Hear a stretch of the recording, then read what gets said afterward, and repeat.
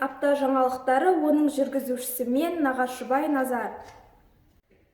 Өздеріңізге белгілі 2021-2022 оқу жылының бірінші тоқсанында аяқталды. Бұл оқу тоқсаны сіздерге жағымды жаңалықтармен есте қалды деп ойлаймыз. Әртүрлі іс-шаралар өткізілді. Мектебіміз көптеген жетістіктерге қол жеткізді. Олай болса, бірінші оқу тоқсанының соңғы аптасында болған жаңалықтармен таныстырайын. Бірге болыңыздар. Тәрбие жұмысының жылдық жоспарына сәйкес мектебімізде 8-10 сынып оқушылары арасында күз ханшайымы 2021 байқауы өткізілді. Мерекелі күз мерекесіне арналған сайысымыз тартысы да қызықты өтті. Барлық қатысушылардың қатысу деңгейі өте жоғары болды. Әділқазылар алқасының шешімімен бас жүлдені 9-шы Б сынып оқушысы Айдархан қызы Назым, бірінші орын 8-шы А сынып оқушысы Абулкасан Аида, екінші орын 9-шы А сынып оқушысы Мадиярова Фарида, үшінші орын 8-шы В сынып оқушысы Ерман Ахмаржан иеленді. Көрермен көзайымы номинациясымен 8-шы Б сынып оқушысы Бақыт Толқын иеленді.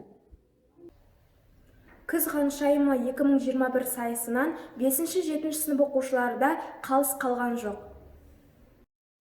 Байқау 4 кезеңнен тұрды. Бірінші таныстыру, екінші өз өнері, үшінші ас мәзірі, төртінші сән әлемі. Әділқазылар алқасының шешімімен бас жүлде 6-шы Б сынып оқушысы Сахиджанова Сымбат, бірінші орын 5-шы А сынып оқушысы Өтеп Каусар, екінші орын 7-шы желтоқсан оқиғасына қатысқан ағаларымыз сол кездегі студент жастардың бойындағы патриоттық сезімнің шынайылығы, ел тәуелсіздігінің жолында қайтпас қайсарлық пен беріспес батылдықтың үлгісін баяндап берді.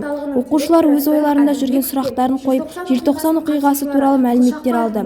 Кездесу соңында 85-ші орта мектеп директоры Шыңгисова Шаттық апай кездесуге келген азаматтарға шын көңілмен ризашылығын білдірді.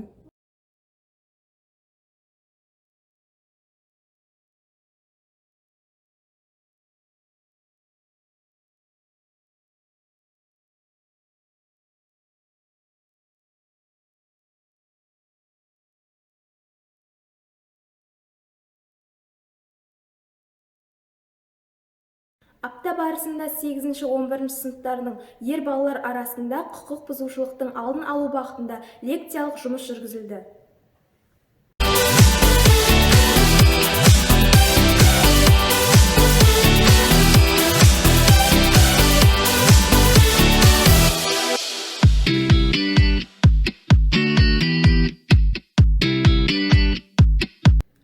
Тәрбие жұмыстарының жылдық жоспарына сәйкес мектебімізде No Smoking Day шылым шегуге қарсы акциясы өтті. Іс-шара оқушылардың салауатты өмір салты жайлы білімдерін тереңдету, зиянды заттар мен әдеттердің, әсіресе шылым шегудің ағзаға тигізетін әсерін ұғындыру арқылы өз денсаулықтарына жауапкершілікпен қарау сезімдерін дамыту мақсатында ұйымдастырылды.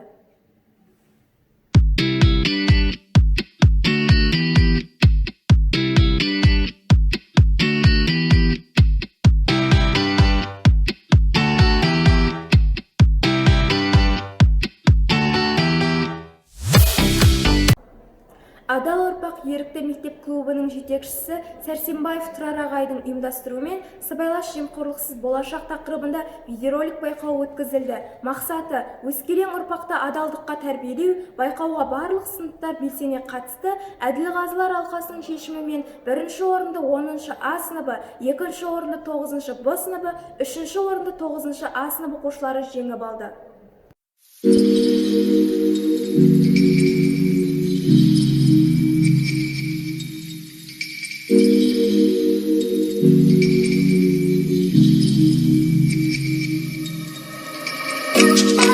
Біздің таңдауымыз жемқорлықсыз болашақ. Сыбайлас жемқорлықпен күресу Қазақстанның қазіргі таңғы күрделі мәселесі болып отыр. Үлкен әлеуметтік қасірет болып табылатын ол саяси даму тұрғысынан бір-біріне ұқсамайтын әлемдегі барлық елдердің қай-қайсысында қатты алаңдататыны анық.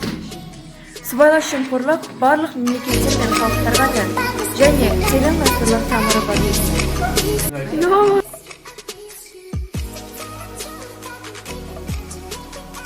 Сыбайлас жемқорлықтың үлкен кемшілігі ол мемлекеттің экономикалық салаға зияны тигізіп, елдің және оның әрбір азаматтың жалпы әл-ауқатын төмендетеді.